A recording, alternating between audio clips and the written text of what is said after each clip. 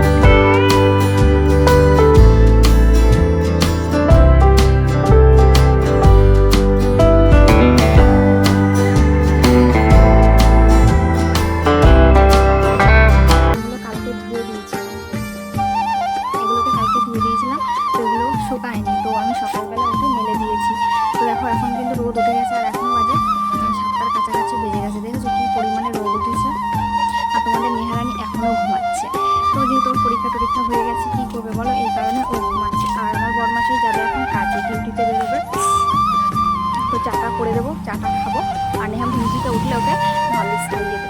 তো আজকে এই ভিডিওটা একটু অন্যরকম হতে চলেছে, তো তোমরা পাশে থাকো, দেখতে থাকো, তো স্কিপ না করে। আশা করি আজকের ভিডিওটা তোমাদের ভালো লাগবে।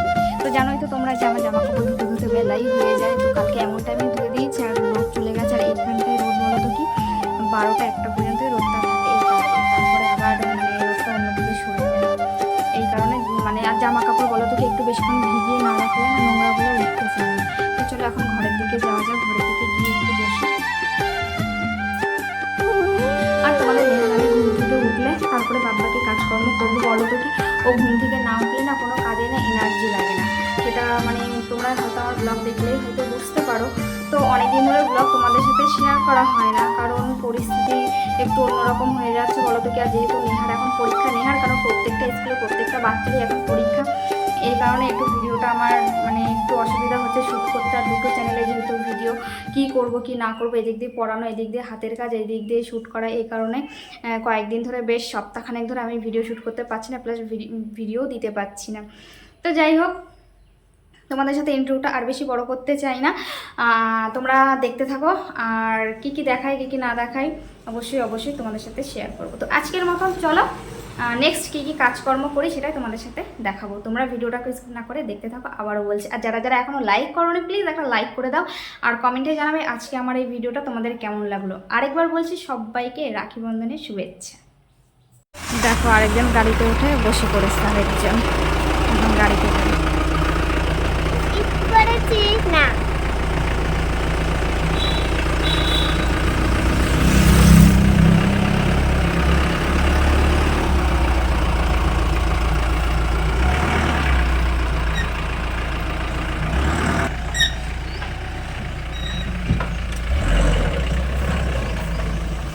এই বর্তমানে মিহিদানা তুই খাবি ভালো হবে, না খালি পস্তাবি, ঠিক আছে? 100 এখানে নে, পাখি নে। ওই সেই কি একটা বইতে যেন বলিল। তো বন্ধুরা, তোমরা দেখতেই পাচ্ছ যে আজকে মিহিদানা রাখা হলো নেহার খুবই একটা প্রিয় খাবার। তো দেখো আজকের দিনে যেহেতু এসেছে, তো না রাখলে হয়, তো এই কারণে আমি রেখে ফেললাম মিহিদানা। তো নেহা কিন্তু খেয়ে কিন্তু খুবই আনন্দ পাচ্ছে, খুবই ভালো খাচ্ছে। তারপরে দেখো এইদিকে আমি বাড়িতে চলে আসলাম, আর নেহা খেয়ে দেখো বাটিতে রেখে দিয়েছি, আর খেতে পারছে না, অনেকগুলো। তো এইদিকে দেখো আমি খেয়ে নিচ্ছি। আর আমার তেমন একটা ভালো লাগে না, কারণ আগের মতন মিহিদানা এখন আর আমি মানে পাই না। আগে যেরকম একটা সুন্দর ছিল, মিহিদানাগুলো ছাড়া ছাড়া থাকতো, এখন কিন্তু মানে এখনকার মিহিদানাগুলো না সেরকম আর হয় না, যে কারণে আমার আর ভালো লাগে না।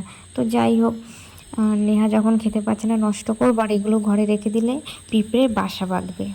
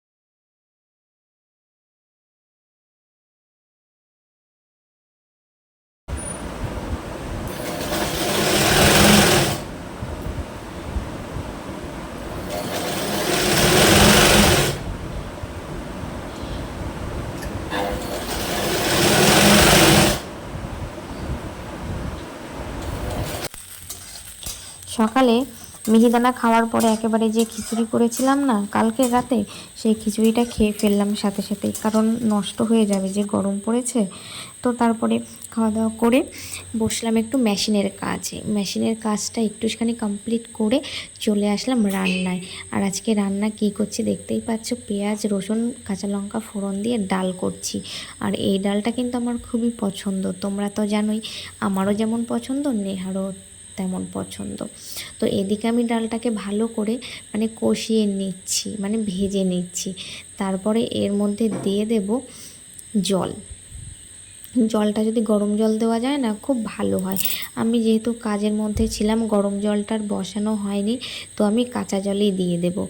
আর হলুদ অ্যাড করতে হবে, হলুদ দেওয়া হয়েছে, তো অল্প পরিমাণে দিয়েছি, তো এখন বোঝা যাচ্ছে না, তো আমি আবার পরে দেব। তো এই ডালটা যখনই মানে ফুটে ওঠে না, স্মেলটা এত ভালো লাগে কি বলবো।